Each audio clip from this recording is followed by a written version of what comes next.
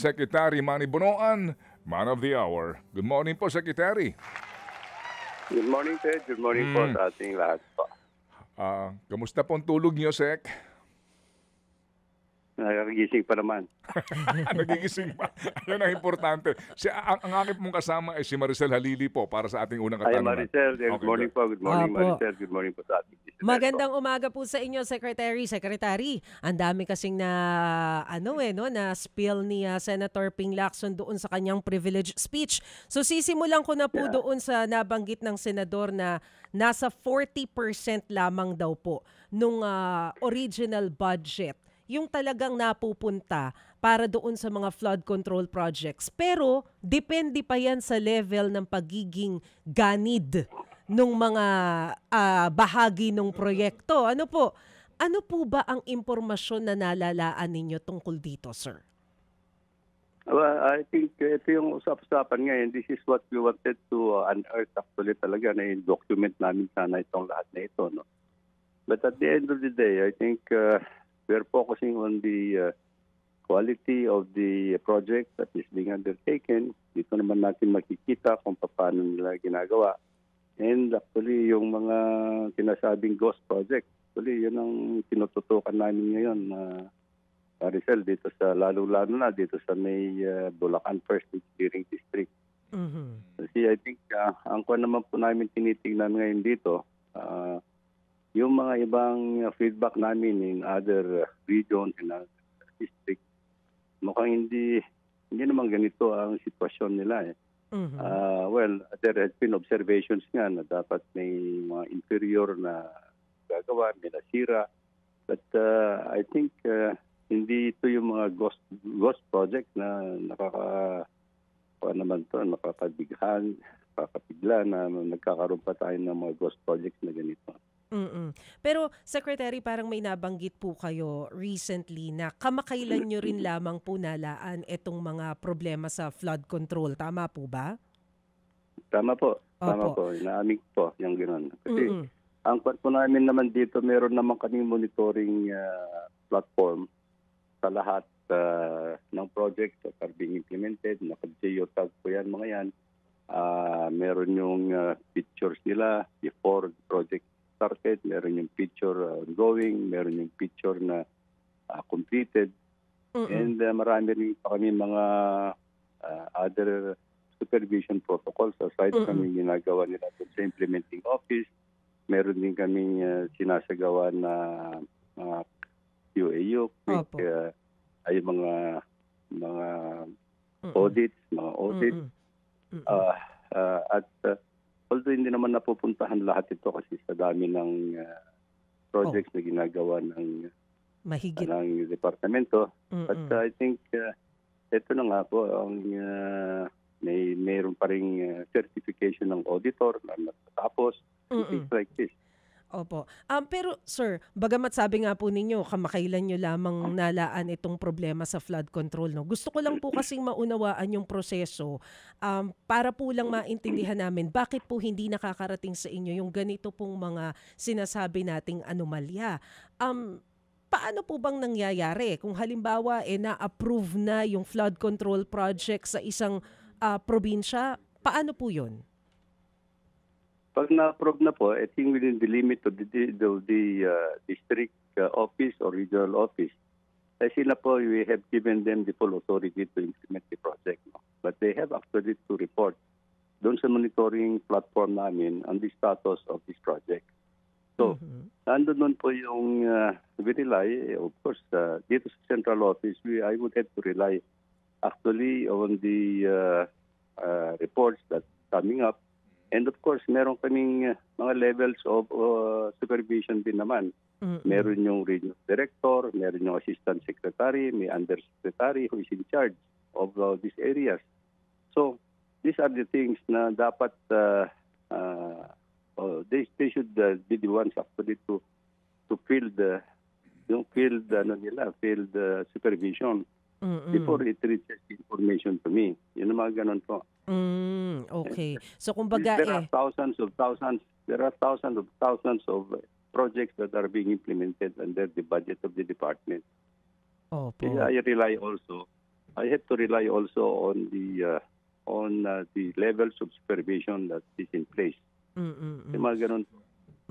So kumbaga pinagkakatiwalaan po itong mga in charge sa proyekto. So I wonder, Because I would not be able actually on my own only yes. to be able to supervise everything po and to be I have to rely also on my people that there are levels, senior levels actually that have to help me actually monitor and supervise all these projects as well. Pero sir, although sabi nga po ninyo, kailangan pagkatiwalaan kasi napakadami nitong mga proyektong pinapatupad natin. Pero bakit po kaya o saan kaya humuhugot ng lakas ng loob yung ilang mga district engineer? Bakit ganun na lang kagarapal yung kanilang pangunguhan ng porsyento doon sa mga pondo? Yan dapat natin pagtuunan ng pansin. I think sa lahat naman ng ito yung mga na-isolate lang itong isang engineering district na ito sa Bulacan. Nagkaroon ng mga Capitol actually nagkaroon ng mga ghost project. Ghost project is the most I don't know how to describe it, but siya na among all the engineering districts sa lahat ng feedback na ginagawa na ngayon, ito lang po yung engineering district na nagkaroon ng ganitong mga ghost projects. Even in Bulacan alone, there are 3 engineering districts there. 3 engineering districts. Ito lang na-isolate. Yung other 2 engineering districts, wala naman silang ganitong sitwasyon. So, yun lahat ng feedback natin, kasi nag-submit kami kay Presidente nga ng completed project from July of 2022 to May of 2025. Siguro mga 9,855 yun completed projects na sinabi namin. And the President instructed us actually to verify also these projects aside from yung sinasabi na sumbong sa Pangulo na open web. So, nagpadala rin ako ng mga tao namin na mag-verify nga sa mga projects na ito. At sa ngayon, wala naman kami ibang feedback o reports na yung mga ghost projects. Of course, meron sila napapansin na mga nasira ng mga project at kasalukuyang ginagawa. Yun po yung report nila eh. Opo, pero Sec, hindi naman kaya it's too early to say na sa ibang district ng Bulacan walang nangyayaring kalokohan. Meaning sa District 1 pwede mayroong ghost project na talaga namang talamak. Pero totally po hindi pa natin nasusuyod ito at baka bukas makalawa magulat tayo ang presidente naman na sa ibang distrito at sabihin doon naman hindi nga ghost project pero sobrang substandard naman po, Secretary. Well, these are the things actually that we are actually looking at, Ted. The quality nga, yung sinabi ko kanina, yung quality of the project that has been completed. By the way, I have to also qualify, yung report namin na 9,855 project. Marami din po dito na nasimulan nung last administration po. Okay. Kasi there are projects that were started in 2020, 2021, and of course 2022.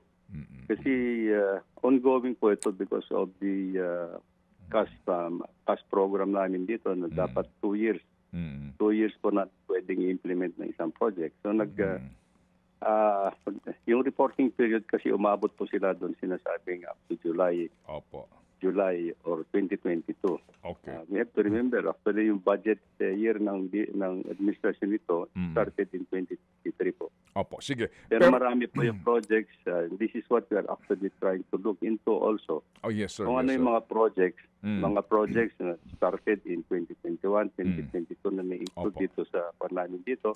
At sino-sino rin po yung mga contractors. Opo, dapat talaga lahat ng ito lumabas kasi nga in all fairness, meron kayong mga minana during the past administration na kung saan po naman ang secretary po ay si Mark Villar. No? Para lang ho natin maiklaro ang sinasabi niyo. Ito lang po, Seka, bago po itong si Maricel, baka lang ho natin makaligtaan. Yung pong halimbawa kasi ng tinutukoy po ni Presidente, di ba, yung distinct, yung pare-pareho po yung halaga ng project. Kasi kung ang pag-uusapan natin First District, Kalumpit, Hagonoy, Paumbong, Pulilan, Bulacan, and the city of Malolos, sa District 3 halimbawa, itong San Miguel River, inaral namin ang budget, ang dami ring distinct dito, Seka, pare-parehong 100 milyon sa isang river lang. So ito nga po sinasabi na baka po sa ngayon, tama ba na hindi pa tayo makapagsasabi na totally, District 1 lang ho ang may problema dito kasi nga ongoing pa ang inyong validation?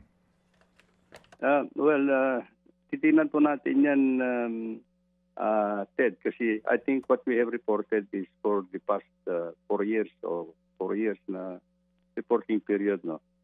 We have to see to it na yung budget allocation is on a year-to-year basis. No?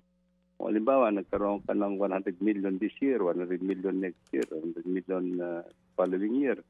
Kasi hindi naman natin maibuhos lahat yung 1 billion in one project in 1 year. Kasi halimbawa, yung allocation in one congressional district is just over 1 billion. So he has to prioritize actually all these projects na lalagay niya kung magkano lang yung ilalagay sa isang taon, yung mga ganon. So we have to look into that. Opo. And Secretary, yamang nabanggit na natin yung probinsya ng Bulacan, ano? Nito pong Wednesday, mismong si PBBM yung nakakita na hindi naman pala nag-e-exist yung flood control project dyan po sa may Baliwag City. Ano na po ang ginawang hakbang ng DPWH dyan po sa nadiskubre sa Baliwag? Ano nang mangyayari doon sa kanilang contractor? Ito na po, I think I issued actually a show cause order to all those involved behind the implementation of that project. By the way, yung pinuntahan nating yung ating Pangulo are actually those information that we have furnished him actually. So, ito, yung furnished him actually the data. And, sa inyo galing. Sa inyo galing. Opo. Yes po. Opo. Sa inyo galing mismo yung informasyon. All the data naman. Yes po. Okay. So ano na po ang ano niya? Ano na po ang status nila ngayon? I think we're just waiting. I think for the day, the time, the period that has to be prescribed on the ginawa na show cause order. And as soon as they submit their explanation and we're not convinced of anything, actually then we will find the necessary charges and sanctions actually immediately. Siguro dapat mga tao namin kaagad, I have to issue suspension orders to them and then file the necessary charges. Opo. Ito pong and this is what the President wants me to do, actually to expedite yung panito through the process and the investigation. Ito pong si dating DE Henry Alcantara ng First Engineering District na pinalitan po nitong si Bryce Hernandez. Nasaan na itong dalawang ito? They are on floating status na because I relieved them actually in all their functions po. Okay. Kung sila po'y floating, ito ba'y mga seso? Kasi ang mga DE, may mga eksaminasyon pa yan na kinukuha bago ka maging permanent nga sa DE. Ito bang dalawang ito ay as in qualified maging DE? They complied with all the requirements? At sila ba'y mga seso? I would not know. Hindi na, you don't have to be a seso. But to become a district engineer, you have passed actually the district engineering exam. I think hindi naman natin po pwedeng ilagay kung hindi nakapasa po. Okay, kasi may mga iba po. Okay, sige. Anyway, gaano kahirap ang due process dito na pagtanggal sa kanila sa serbisyo? Very kwan dito. For as long as we have all the documents and we have gathered all the documents and as soon as kino-consolidate na po ng legal service namin lahat ngayon yun, and that is why we have already issued po yung show cause order sa kanila. Okay. So I think we have documents already to start with. Opo. Nag-submit ba ito ng SALN, sir? Meron ba kayong file ng SALN ng mga ito? Pwede bang isa publiko mga SALN nito kaya? Will that be Well, in consonance with the Data Privacy Act? well, I'm sure that naman ho ng SALN nila is a mandatory filing actually. Records ng department na I'm sure na meron naman silang sinapay na kung dito kasi mandatory po ito pag-file ng SALN. But I think ang kwan po nito is actually a private document, but it can be accessed if there is a warrant siguro. Opo. Sige po. Sir, go ahead. Sir, balikan ko tong contractor ng Baliwag, itong SYMS SYMS Construction. Nasaan na sila ngayon? Blacklisted na ba tong mga to? Ay, hindi pa po. Hindi pa. Because I think we have a legal process actually for blacklisting. Okay. Ang kwan po nito, I think, pag ganito yung mga type of halimbawa, yung mga ghost projects is sa tingin ko, aside from blacklisting, there is a criminal liability po rito. Pero I wonder, sir, kung halimbawa habang ongoing ang investigation, will they be allowed na sumama doon sa mga proyekto ng gobyerno kahit na markado na sila, kung hindi pa sila blacklisted? Unless po na dapat ma-blacklist kasi it's a legal process, sabi ko nga. We have to blacklist them so that they cannot participate. They have to be blacklisted. And if they are blacklisted, then they cannot participate for any infrastructure project of government, not only in DPWH po. And for 1 year. For 1 year lang po yan. For 1 year lang. Eh di after 1 year, pwede na naman silang sumali. Kasi yes po. Yun ang That's a legal process. yun ang legal process, no? Iba yung blacklisting and total ho naman talaga na pag-disqualify na sa kanila. Kailan po totally ma-disqualify ang isang kontratista na hindi lang blacklisted? Well, hindi lang siguro kung if there would be criminally charged actually. And found them to be liable on it. Actually, said Opo. that will be a perpetual disqualification or automatic perpetual disqualification on them. Sige, so dito po sa inyong ginagawa ngayon na validation, maliban sa ghost project, substandard, mga super delayed, yung pong hiram lisensya scheme.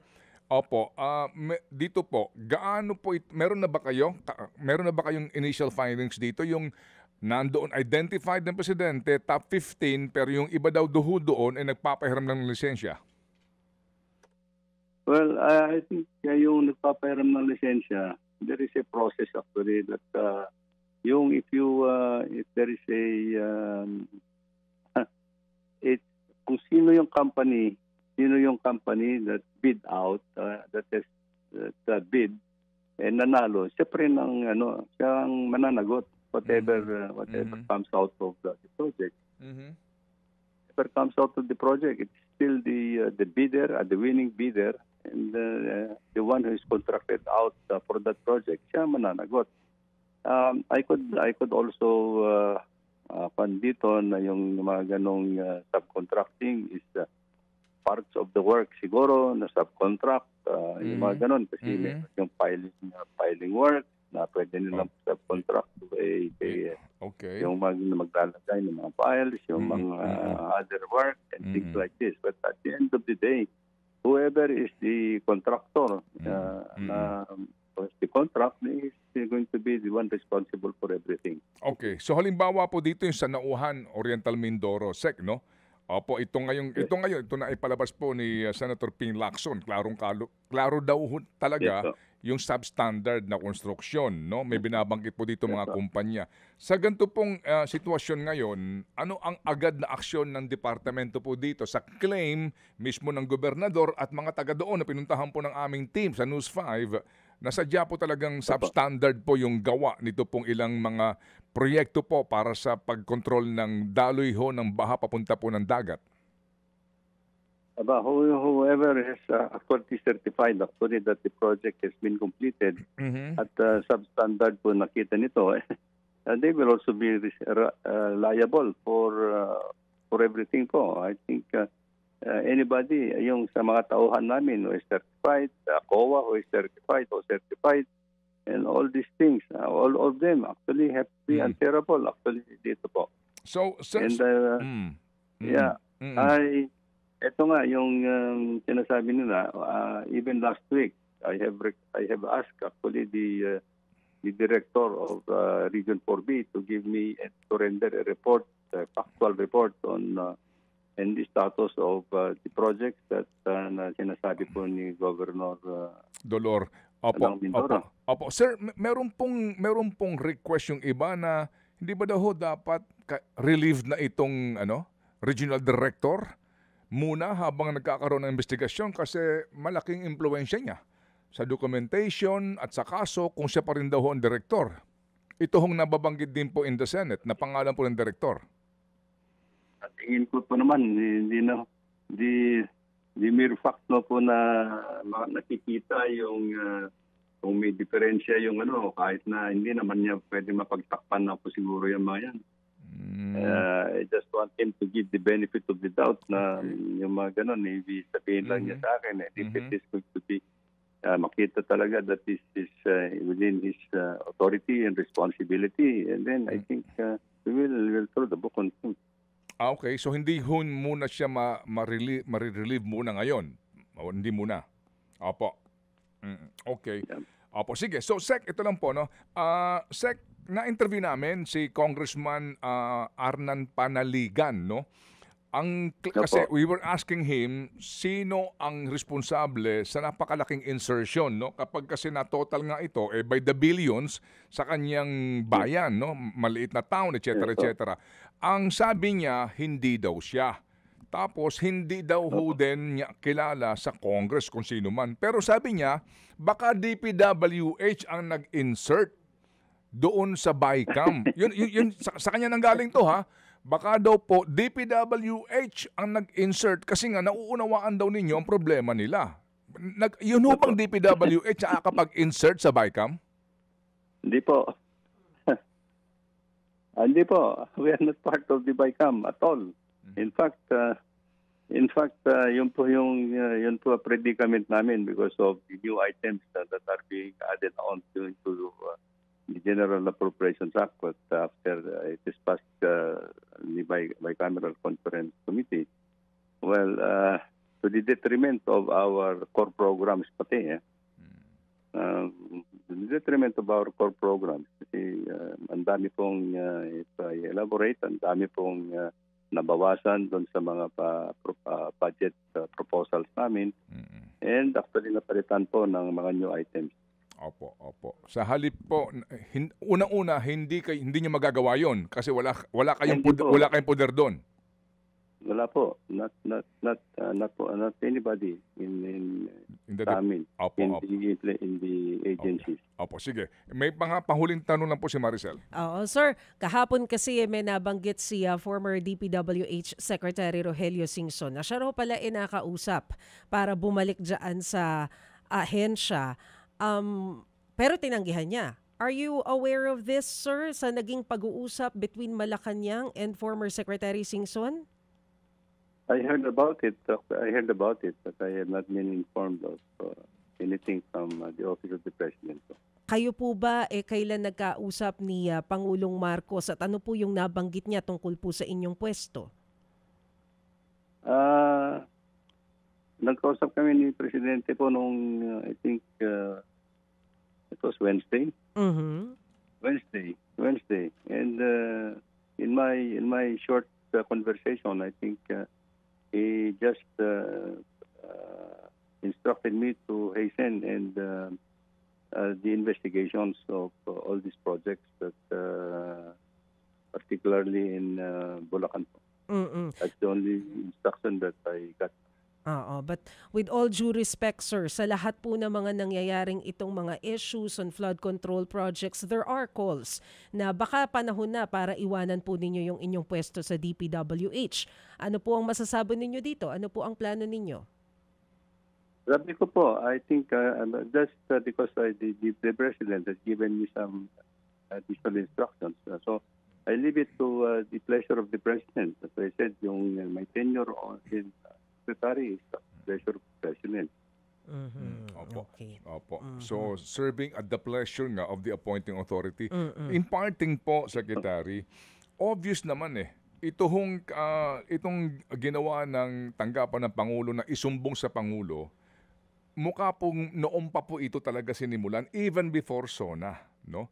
And then sa SONA, opo, natanong ko nga po kayo kung nabasa niyo po ito at alam niyo in advance, sa SONA po talaga, klarong-klaro rin po doon yung kanyang paglalahad ng kanyang frustration sa mga flood control projects particularly. Kaya nga may mga, may mga mahiya naman kayo ng mga salita. And then sabi niya, yung paglalahad, yung public participation, mukhang talaga pong ito po yung nakaplano na.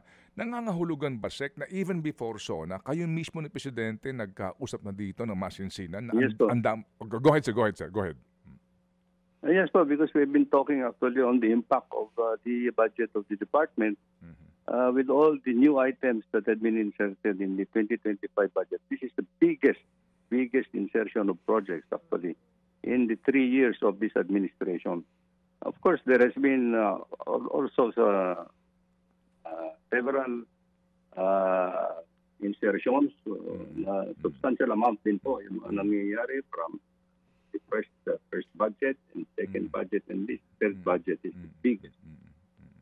To the detriment of the core program of the department, I could say. Opo. So that's why I had to bring it up to the President kung anong situation ito, and that is why he withhold all the release of the new items initially, and that is why he vetoed. I think about 26 billion out of those newly inserted projects. Many of them are actually flood control projects. So, okay, to put the record straight. Opo, to put the record straight, sabi nga ni Secretary. So Sec, totoo palang balita na during the election period, hindi nagpa-release ng SARO si Presidente sa mga congressman because of this? Well, na-release po yung net nila. But the inserted amount, hindi po. Okay. So nangangahulugan talaga, even way before the SONA, alam na po ni Presidente itong mga kalokohan na ito na nangyayari sa mga inserted flood control projects? I'm sure, yes po. And then kaya po, ngayon, ito ho na, sumabog na ito, ang laki-laki pala ng problema. Sec, lalong lumalaki. Yun nga. And then the President is very concerned about it, and that is why he is taking a hands-on on the 26 budget. Opo. Opo. Sige, so Sel, eto na. So Sec, salamat po na marami. Pasensya na ho kayo. Hanggat ika nga po, kayo po ay serving at the pleasure of His Excellency, kami din po will serve at the pleasure po of the interviews. Kasi importante ito na makapag-report kayo sa bayan po, Sec, ha? Opo. Anytime, Ted. Anytime po. Opo. Salamat. Service din po. Opo, salamat na marami. Secretary Manny Bonoan.